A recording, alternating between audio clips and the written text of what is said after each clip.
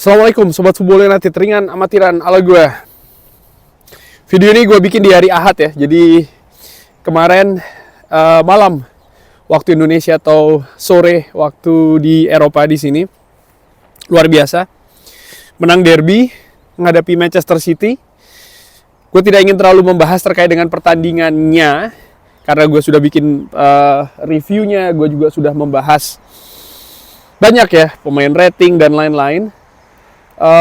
Tapi terkait dengan pemain nih, gue ingin membahas agak sedikit lebih jauh mungkin ya. Tapi bukan terkait dengan pertandingan pada saat menghadapi Manchester City, tapi bagaimana Michael Carrick menggunakan para pemainnya pada skuadnya itu ya ke pertandingan menghadapi Manchester City. Menurut gue ada hal yang menarik. Apa itu? Jujur sebelum pertandingan, gue memperkirakan seorang amat mungkin akan kehilangan tempatnya. Gue perkirakan ya dengan adanya Mbeumo yang sudah kembali, lalu Cunha, lalu juga Benjamin Sesko, maka ada kemungkinan seorang amat ini dalam tanda kutip dikorbankan. Tapi ada sebuah hal yang menarik menurut gue di pertandingan kemarin itu, bahwa akhirnya amat bermain 90 menit. Mbeumo diberi kesempatan, Cunha diberi kesempatan, tapi tidak dengan Benjamin Sesko. Ugarte juga diberi kesempatan, Casemiro tampil luar biasa. Apakah akan seperti ini sepanjang musim nanti, akhir musim ini ya, maksud gue selama kurang lebih 4 bulan ke depan? Apakah akan ada pemain yang dikorbankan? Menurut gue, melihat dari situasi menghadapi Manchester City, gue menilai Michael Carrick akan memaksimalkan betul-betul segala pemain yang dia miliki, disesuaikan dengan strategi dan juga keadaan lawan dan timnya. Gue menilai bahwa apa yang ditunjukkan oleh Michael Carrick dalam arti diberi kesempatan untuk bermain tidak akan sama di setiap pertandingannya. Menurut gua akan sering ada perubahan, baik itu sebelum pertandingan maupun ketika pertandingan itu sendiri. Misalnya nih ya, Benjamin Sesko tidak mendapat kesempatan ketika menghadapi Manchester City. Kenapa? Gua pikir karena memang karakter dari pertandingannya yang diperkirakan dan dipersiapkan strateginya, dan turunannya tentu saja juga pemain-pemainnya. Sehingga ya dengan misalnya counter yang cepat, tidak membutuhkan pemain depan yang mungkin memiliki kemampuan menahan bola, tapi lebih lari dari belakang. Dan ini akan dilakukan dengan volume yang sangat banyak, yang akhirnya membuat ya Benjamin Sesko ini akhirnya tidak dimainkan. Lalu sebelumnya gue sempat perkirakan bahwa Cunha di kiri, lalu Mbeumo di kanan. Semalam tidak terjadi. Tapi apakah tidak akan pernah terjadi? Gue pikir tidak. Gue pikir akan ada waktunya ketika menghadapi klub lain gitu ya, dengan karakter yang berbeda dari Manchester City, Mbeumo dan Cunha akan dipasangkan bersama. Dan bukan tidak mungkin Sesko juga akan dipasangkan bersama-sama juga. Dan ini berarti seorang amat mungkin akan memulai dari bangku cadangan. Menurut gue semua kemungkinan itu masih sangat cair sekali, masih sangat mungkin terjadi. Lalu Dorgu, misalnya yang kemarin dimainkan sebagai sayap serang sebelah kiri. Apakah dia akan menempati sayap serang sebelah kiri seterusnya? Gue pikir juga tidak gitu loh. Mazraoui belum kembali dari AFCON ketika gue bikin video ini. Apakah Dalot akan selalu di kanan? Lalu apakah Maguire akan terus tampil sebagai starter ketika misalnya Matthijs de Ligt selesai dari cederanya? Ini yang menarik menurut gue dari Michael Carrick. Kalau gue lihat untuk pertandingan-pertandingan selanjutnya akan sangat cair sekali. Fakta bahwa sampai dengan gue bikin video ini belum ada kejelasan, dan nampaknya memang ada kemungkinan yang sangat besar sekali Manchester United tidak akan melakukan penambahan pemain ataupun juga pengurangan pemain ya di bursa transfer Januari ini, membuat fakta Michael Carrick harus memanfaatkan pemain yang dia miliki saat ini.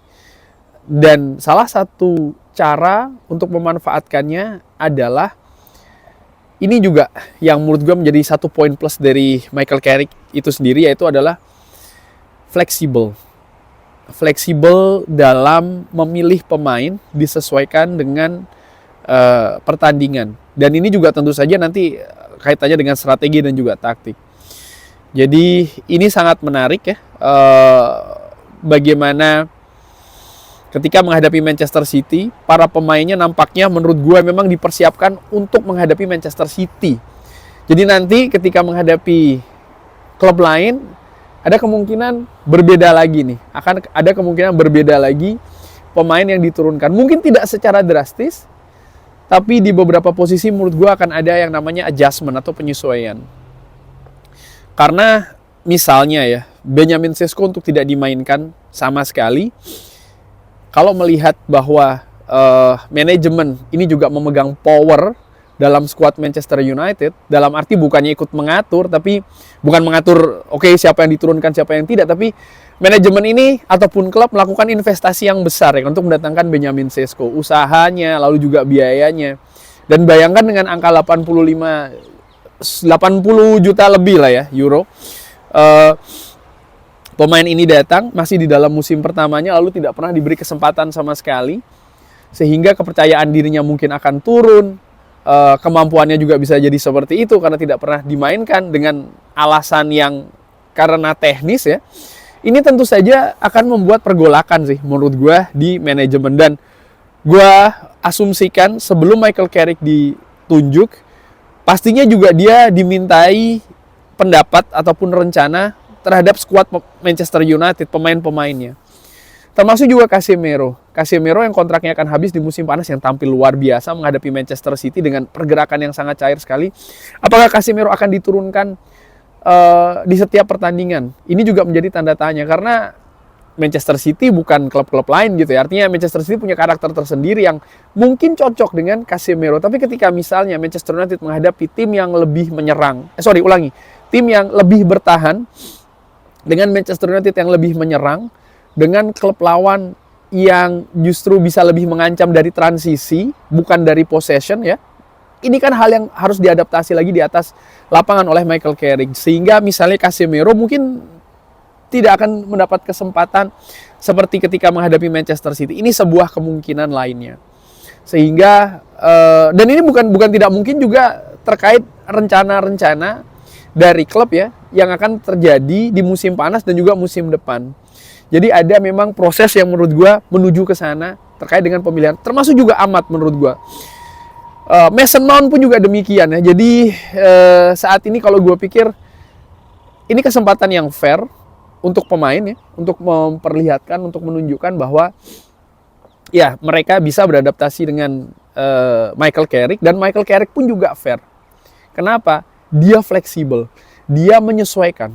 Ini yang gue perkirakan, ini yang gue nantikan gitu ya, karena ya Manchester City jelas bukan klub-klub di papan tengah lainnya dengan cara bermain mereka yang tidak sama. Di pertandingan selanjutnya menghadapi Arsenal pun juga Arsenal punya karakteristik tersendiri, sehingga apakah skuad yang diturunkan menghadapi Manchester City akan kembali diturunkan ketika menghadapi Arsenal, ini yang juga gue nantikan, dan insya Allah akan gue bahas nanti di preview sebelum pertandingannya. Tapi bagaimana menurut Sobat Football United? Kecenderungan fleksibilitas dari Michael Carrick ini, sesuatu yang bukan tidak mungkin juga menjadi alasan besar kenapa manajemen Manchester United menunjuk Michael Carrick untuk menjadi interim. Ada pendapat lain atau pendapat apapun itu, drop di kolom komen. Terima kasih sudah menyaksikan. Jangan lupa like, sholat, dan juga subscribe. Wassalamualaikum warahmatullahi wabarakatuh. Thank you.